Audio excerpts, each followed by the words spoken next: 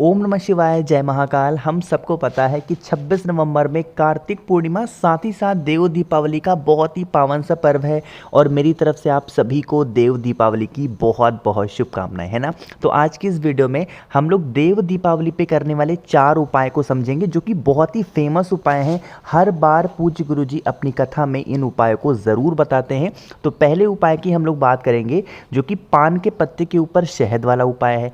दूसरे उपाय की बात करेंगे जो कि फूल के ऊपर हमें शहद लगाना होगा। तीसरा उपाय होगा जो कि कल की कथा में गुरुजी ने बताया है, माता अशोक सुंदरी के स्थान पे शहद लगाने वाला। और चौथा उपाय पंच पुष्प या फिर पंच पेड़ का जो उपाय है उसकी बात हम लोग करेंगे। एक बार करके देखिएगा उपाय को, आपके जीवन के जितने भी कष्ट होंगे ना वो सारे खत्म हो जाएंगे, है ना। चलो हम लोग एक एक उपाय की तरफ बढ़ते हैं। आपको मैं बता दूं कि आप लोगों ने अलग अलग चैनल पे अलग अलग माध्यम से इस पान के पत्ते के ऊपर शहद वाला उपाय समझ रखा होगा, लेकिन किसी को ये नहीं पता है कि भोग लगाने के बाद इन पान के पत्तों का करना क्या है। इसी की बात करेंगे, ठीक है। देखो, पान का पत्ता ले लिया।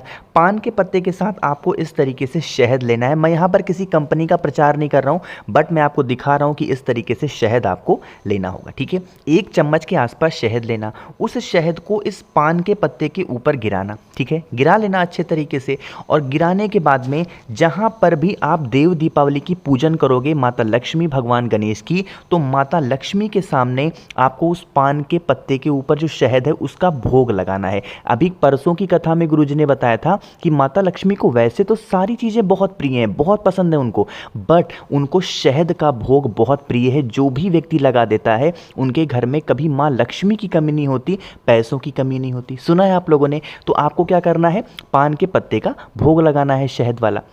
लगाने के बाद जैसे भी पूजन अर्चना आपको करनी हो पूजन करेंगे। देव दीपावली पे शाम के टाइम पे करेंगे प्रदोष काल में इस उपाय को, और पूरी रात ऐसे पड़ा रहने देंगे। अगले दिन जब आप सुबह सो करके उठेंगे, स्नान करेंगे और इन पान के पत्ते के ऊपर जो आपने भोग लगाया है उसको उठाएंगे, ठीक है। उठाने के बाद में क्या करना होगा, उस देखो यहीं तक गुरुजी ने बताया है। उठाने के बाद क्या करना है इसकी बात नहीं की है। अब हम लोगों ने भोग लगाया है माता लक्ष्मी को, किसके लिए, धन संपदा के लिए। तो उस शहद की बस 1 बूंद आप अपने घर में जहां भी पैसे रुपए रखते हो वहां पे लगाना और पूरा का पूरे पान के पत्ते को उठाना, किसी भी पेड़ के नीचे रख देना। अब इसके बाद करना क्या है मुझे नहीं पता, बट मैंने यहां पे अपना कॉमन सेंस लगाया कि माँ लक्ष्मी के लिए हमने पूजन किया है तो उस शहद की बिंदी हमको अपने घर की तिजोरी पे लगाना चाहिए, ठीक है। लगाने के बाद उन पान के पत्तों को आप चाहें किसी पेड़ वगैरह के नीचे आप रख सकते हैं। समझ में आई बात मेरी ना। करके देखिएगा इस देव दीपावली का ये उपाय, आपके घर में कभी धन को लेके कोई कमी नहीं हो सकती, है ना। चलो, पहले उपाय की बात समझ में आ गई। अब कल की कथा में गुरुजी ने फूल के ऊपर भी शहद का एक बहुत ही पावन सा उपाय बताया, समझते हैं। अब इस उपाय को भी अगर आप करते हैं ना तो आपके घर की जितनी प्रॉब्लम होगी, चाहे आपकी इच्छा हो, धन संपदा हो, व्यापार हो, नौकरी हो, वो सारी इच्छाएं आपकी पूरी होंगी, ठीक। उसके लिए भी हमें क्या लेना होगा, इस तरीके से आपको शहद लेना होगा। ईजिली कहीं पर भी आपको मिल जाएगा शहद लेना। जानबूझ करके मैंने यहाँ पर आप लोग को बहुत सारे फूल को दिखा रखा है, इसलिए दिखाया है ताकि आप कंफ्यूज ना हो कि कौन सा फूल लेना है। जो पुष्प आपको सबसे अच्छा लगता हो, प्रिय हो, कोई सा भी आप फूल ले लेना। चाहे तो कनेर का भी फूल ले सकते हो, ठीक है। कोई सा भी फूल लेना और उसके ऊपर शहद को लगाना, ठीक है। शहद लगा करके 1 तांबे के लोटे में जल भरना और इन सभी चीज़ों को लेके पहुंच जाना महादेव के शिवलिंग के पास में। शाम के टाइम पे प्रदोष काल में मन हो मंदिर में करो, मन हो इस उपाय को अपने घर पे करें। देव दीपावली के दिन पे आपको शहद लगा हुआ 1 पुष्प महादेव के शिवलिंग के ऊपर समर्पित कर देनी है, अपने जीवन की जो भी कष्ट होंगे उन कष्टों को कहते हुए। लेकिन फूल को समर्पित करने से पहले जो आप अपने घर से 1 लोटा जल लेके आए हैं वो महादेव के शिवलिंग के ऊपर पहले जल चढ़ाएंगे। उसके बाद शहद लगे हुए उस पुष्प को महादेव के शिवलिंग के ऊपर उनका कोई भी मंत्र, कोई भी नाम लेकर के समर्पित कर देना। इस देव दीपावली पे आप सभी की सारी इच्छाएं, सारी मनोकामनाएं महादेव पूरी जरूर करेंगे, ठीक है ना। समझ में आई बात मेरी। चलो, 2 उपाय हो गए हैं, आगे बढ़ते हैं। इस वीडियो में जो परसों की कथा में गुरुजी ने माता अशोक सुंदरी के स्थान पे शहद का एक बहुत ही प्यारा सा उपाय बताया था, उस उपाय की बात करेंगे। तो ये तीसरा उपाय क्या है, इसके क्या फ़ायदे हैं, उससे पहले जल्दी से वीडियो को लाइक कर दीजिए और जितने भी भाई बहन इस आवाज़ को पहली बार सुन रहे हैं तो चैनल को सब्सक्राइब करेंगे, ठीक है। यहाँ पर आपको पता होना चाहिए कि इस उपाय को करने से आपको फ़ायदे क्या होंगे। दो फायदे इसमें सबसे बड़े होंगे। पहला फ़ायदा तो ये होगा कि अगर आपके घर में लड़ाई झगड़े क्लेश बहुत ज़्यादा होते हैं तो वो ख़त्म होंगे। दूसरा, इस उपाय को करने से आपकी कितनी भी पुरानी इच्छाएं होंगी, या फिर आपकी शादी नहीं हो पा रही है, या फिर आपकी मन की शादी नहीं हो पा रही है, तो इस उपाय को करेंगे। ठीक है, अब यहाँ पर आपको शहद दिख रहा है, तो आपको एक छोटी सी कटोरी लेनी है, उसमें शहद डाल देना। ठीक है, डालना, और साथ ही साथ एक बहुत ही प्यारी सी, बहुत ही सुंदर सी बेलपत्र भी लेना, और इन दोनों चीज़ों को लेकर के पहुँच जाओगे महादेव के शिवलिंग के पास में। सुबह जाना चाहो सुबह जाओ, शाम को जाना चाहो शाम को भी जा सकते हैं ना। फेस रखोगे उत्तर दिशा, नॉर्थ डायरेक्शन। जो बताऊँगा मेरी बात बहुत ध्यान से सुनना, बहुत ही ध्यान से। आपके पास में एक तांबे के लोटे में जल भी होगा ना, तो सबसे पहले उस एक तांबे के लोटे का जल महादेव के शिवलिंग के ऊपर समर्पित करेंगे, श्री शिवाय नमस्तुभ्यम का ध्यान करते हुए। ठीक है, जल चढ़ा दिया। जल को चढ़ाने के बाद अपने दाहिने हाथ से, राइट हैंड से शिवलिंग को अच्छे तरीके से पोंछ देना। ठीक है, पोंछने के बाद में यहाँ पे आपको दो काम करने हैं। पहला काम तो ये करना है, जो आपके पास में शहद है ना, उस शहद की 7 बिंदी आपको माता अशोक सुंदरी के स्थान पे लगानी है। कहाँ पे लगाओगे?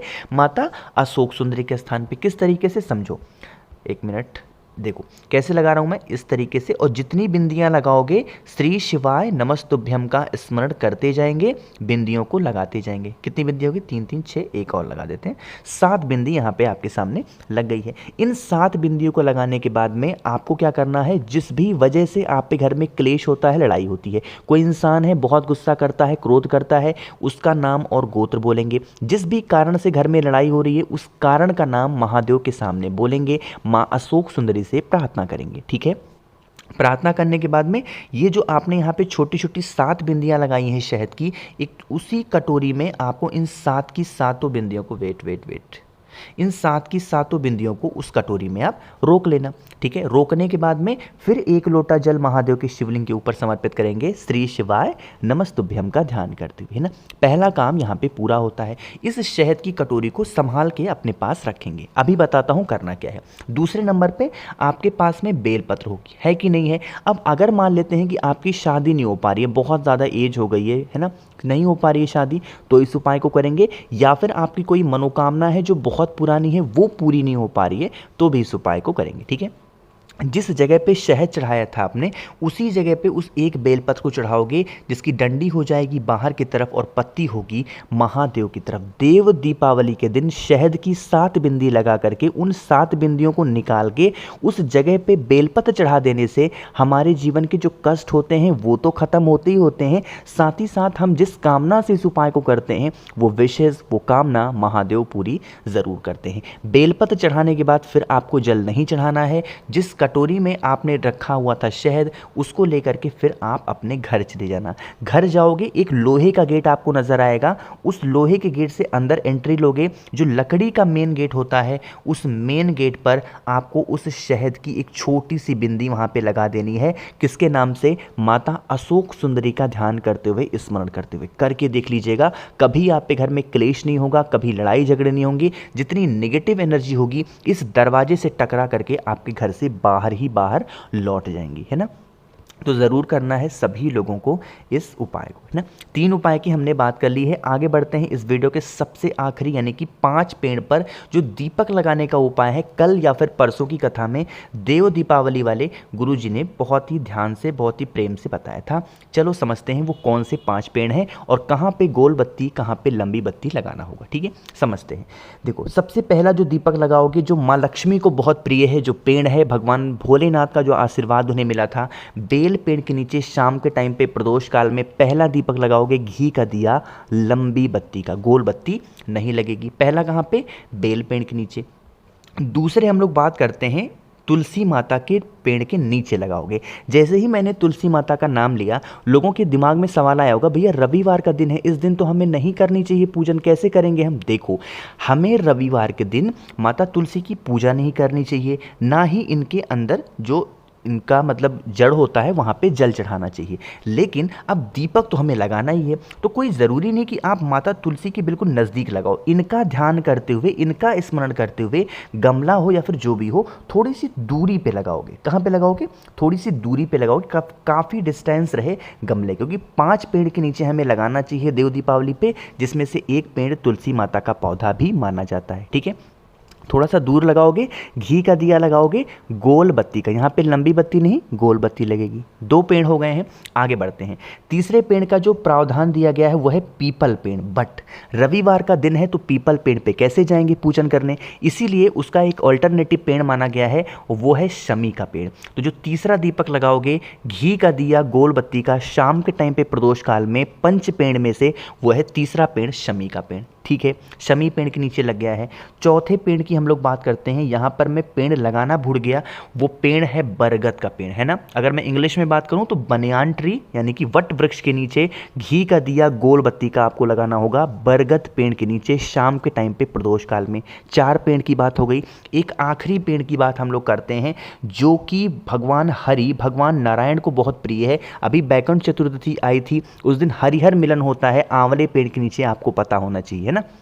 तो आपको क्या करना है, 5वां दीपक घी का दिया लंबी बत्ती का आंवले पेड़ के नीचे भी आपको ज़रूर से ज़रूर लगाना चाहिए। ठीक है, तो ये इन पंच पेड़ की हमने बात कर ली है जो कि देव दीपावली के अवसर पर हम लोगों को ये उपाय करना चाहिए। करके देखिएगा, इनमें से कोई भी उपाय आप कर सकते हैं, जो उपाय आपको ईजी लगे। मन हो सारे कर लो, मन हो एक कर लो, 2 कर लो, जो आपकी इच्छा हो। देखो काफ़ी लोग यहाँ भी कंफ्यूज होंगे, भैया क्या पूर्णिमा कल है या परसों है। देखो 2:30 बजे के आसपास पूर्णिमा स्टार्ट हो जाएगी कल, तो ऐसा माना जाता है कि जो पूर्णिमा व्रत वाली होगी वो परसों होगी, बाकी जो नहीं व्रत वाली पूर्णिमा कल होगी, बाकी स्नान करने वाली जो पूर्णिमा होगी वो परसों होगी। तो इसके लिए जो लोग को व्रत रहना है वो कल ही रहेंगे, जिनको स्नान करना है वो परसों। ठीक है ना।